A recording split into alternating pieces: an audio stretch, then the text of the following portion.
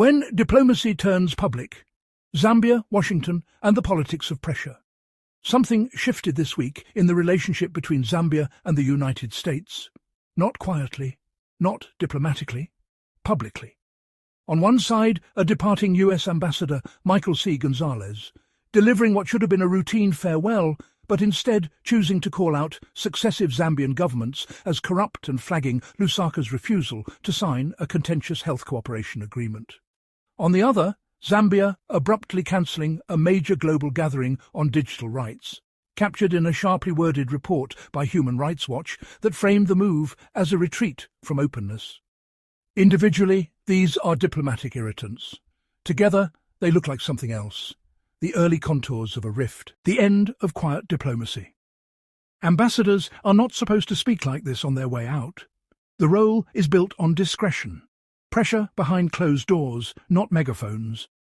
When that norm breaks, it usually means one thing: private channels have failed. Gonzalez's remarks weren't just criticism, they were a signal. Washington is no longer content to negotiate quietly over the proposed health MOU.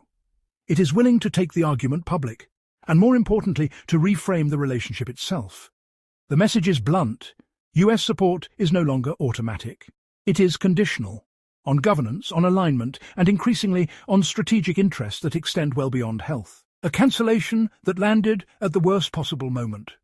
Then came the second signal. Zambia pulled the plug on a major international summit on human rights and technology at the last minute. The official explanations, security, alignment with national values, may well have internal logic. But timing matters in geopolitics, and this timing could not have been worse. Within hours, the narrative wrote itself. Zambia blocks a global rights forum. Zambia hesitates on a US health agreement. Zambia is drifting on governance. That narrative is now circulating globally. Not because Washington wrote it line by line, but because it fits neatly into the story the US is already telling. Is this a coordinated pressure campaign? Not in the crude sense. There is no evidence of a single orchestrated push to humiliate Zambia. But that misses the point. What is happening is more sophisticated and more effective.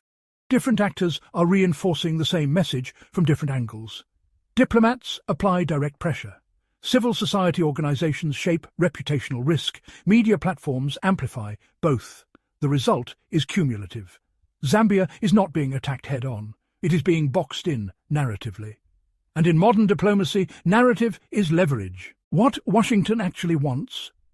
Strip away the language of health cooperation and governance, and the core issue becomes clearer. This is about control and alignment in a changing global order. Who sets the terms of development finance? Who secures access to strategic resources? Who defines the rules of engagement going forward? The proposed health MOU sits at the intersection of all three. It is not just a public health instrument, it is part of a broader shift from aid to conditional partnership. Zambia hesitating to sign is not seen in Washington as a technical delay. It is read as a strategic hesitation, where Zambia misstepped. Here's the uncomfortable part. Even if the government had valid reasons for cancelling the summit, the decision was strategically tone-deaf. In one move, it reinforced external doubts about governance, weakened its credibility at a sensitive moment. Handed critics a ready-made argument. Diplomacy is as much about perception as policy. And right now, Zambia is losing on perception. What comes next? This is not a full-blown crisis, yet. But it is no longer business as usual. If both sides continue on this path, Washington will harden its conditionality, Zambia will resist perceived overreach, public rhetoric will replace quiet negotiation. That is how relationships drift into confrontation. Not through one dramatic rupture, but through a series of small escalations that stop being small. The bottom line. This week was not about a speech or a cancelled summit. It was about a shift in tone. The United States is signalling that the rules of engagement have changed. Zambia is signalling that it will not simply comply.